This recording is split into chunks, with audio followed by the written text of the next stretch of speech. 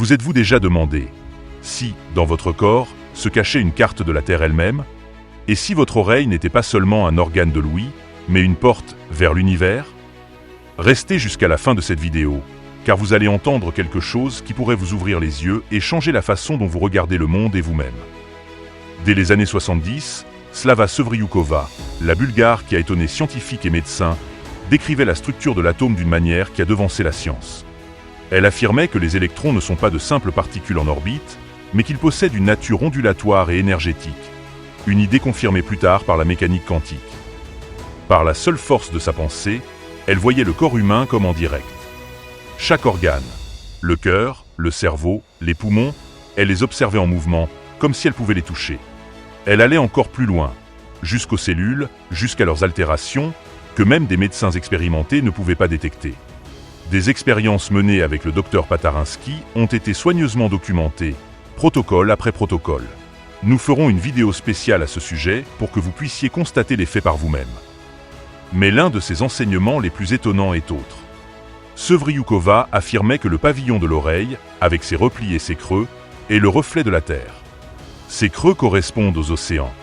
Et le conduit auditif à un tunnel cosmique invisible, reliant l'être humain à des flux d'informations au-delà de la raison. Ces flux, elle les appelait les canaux cosmiques. Elle disait qu'ils sont impeccables, éternels, et qu'ils apportent un savoir que l'homme, seul, n'atteindrait jamais. Mais pour s'y relier, il faut une pureté intérieure et un élan persévérant. Alors, les canaux s'ouvrent. Et par eux arrivent les illuminations, les idées, les découvertes qui changent le monde. Ce n'est pas un hasard si les savants et les génies de l'humanité répètent souvent. La réponse est venue soudainement, comme sortie de nulle part. Or ce nulle part, selon Sevryukova, est précisément le canal cosmique. Les chercheurs qui ont travaillé sur ces visions donnent des exemples frappants.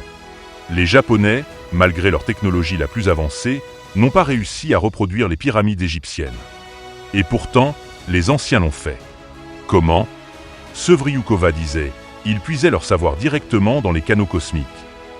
Il existe 10 canaux principaux, pour la science, l'art, la spiritualité, la littérature et d'autres encore. Chacun correspond à une fréquence différente, une porte unique vers le savoir. Et chaque être humain peut s'y accorder, comme une radio qui capte des ondes invisibles. Sevryukova disait, chaque homme est un petit cosmos. Tout ce qui est là-haut est aussi en nous. Notre cerveau est comme le noyau de la Terre.